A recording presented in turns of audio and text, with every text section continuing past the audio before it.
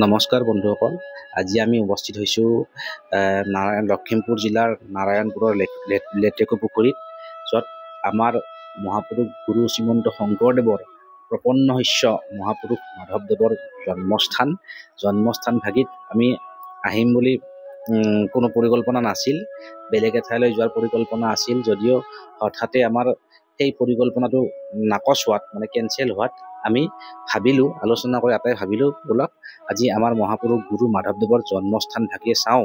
প্ৰায় লখিমপুৰলৈ অহা হয়, কিন্তু নাৰায়ণপুৰৰ এই লেটেকু পুখুৰীলৈ অহা নহয়। সেয়েহে প্ৰথমে নামঘৰত এটি সেৱা জনাই আমি পোনে পোনে আহি নামঘৰত সেৱা জনাই এই স্থানসমূহ চাবলৈ আমি আগবাঢ়িলোঁ। আৰু সুন্দৰ শান্ত পৰিৱেশ, চাৰিওফালে গছ গছনি আৰু পুখুৰীৰে ভৰপূৰ আৰু শান্ত পৰিৱেশত, যিহেতু আজি কোনো অনুষ্ঠান নাছিল, অনুষ্ঠান থাকিলে চাগে লোকাৰণ্য হৈ পৰে ইয়াত, কিন্তু আজি অনুষ্ঠান নাছিল বাবে চাগে মানুহ নাই। আমি আৰু দুই তিনিজন পৰ্যটক আছিল, বাহিৰৰ পৰা আহিছিল তেওঁলোকে দৰ্শন কৰিবলৈ। আৰু কম সংখ্যক এই গৰমৰ দিনত চাগে অলপ ল'ৰা ছোৱালীক মাধৱ পুৰুষৰ জন্মস্থান দেখাবলৈ মানুহ আহে, কাৰণ কম বেছি পৰিমাণে 2-এজন মানুহ শিশুসকলক লৈ আহিছিল। আৰু আমাৰো বহুত পৰিকল্পনা আছিল, এদিন যাম, কিন্তু হঠাৎ আমি আজি গৈ মনটো বৰ পবিত্ৰ যেন অনুভৱ হ'ল। আৰু গৈ সঁচাই ভাল লাগিছে, শান্ত সুস্থ পৰিৱেশ, তাতে আৰু নামঘৰ কথাই নাই। আপোনাৰ চাওক, আৰু এইফালে এই দুটা পুখুৰী, এইকাৰণে পুখুৰীতে ঠাইডোখৰ ঠাণ্ডা কৰি ৰাখা যেন অনুমান হৈছে। ইয়াত লিখা আছে উজিৰৰ গা ধোৱা পুখুৰী। এইটো প্ৰকাণ্ড পুখুৰী, ইয়াতে চাগে মাধৱ পুৰুষে গা পা ধুইছিলে।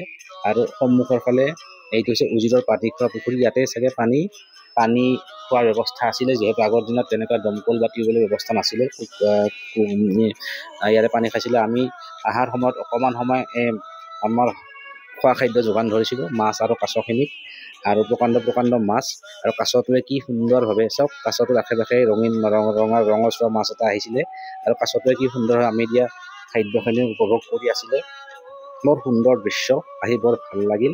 আৰু পৰিকল্পনা বিভিন্নভাৱে গৈ আকৌ ভাল লাগিল। আৰু কেতিয়াবা সময় পালে নিশ্চয় যাম। মহাপুৰুষ মাধৱদেৱৰ এই জন্মস্থান, এই পুণ্যভূমি ৰঙাজান লেটেকু পুখুৰী। আৰু চাওক কাছটোৱে কি সুন্দৰভাৱে খাই আছিলে, চাওক মাছখিনিও আহি আমি দিয়া আমি যে খাদ্য ছটিয়াই দিছিলোঁ, তেওঁলোকে মাছখিনি আগবাঢ়ি আহি সুন্দৰভাৱে গ্ৰহণ কৰিছিলে।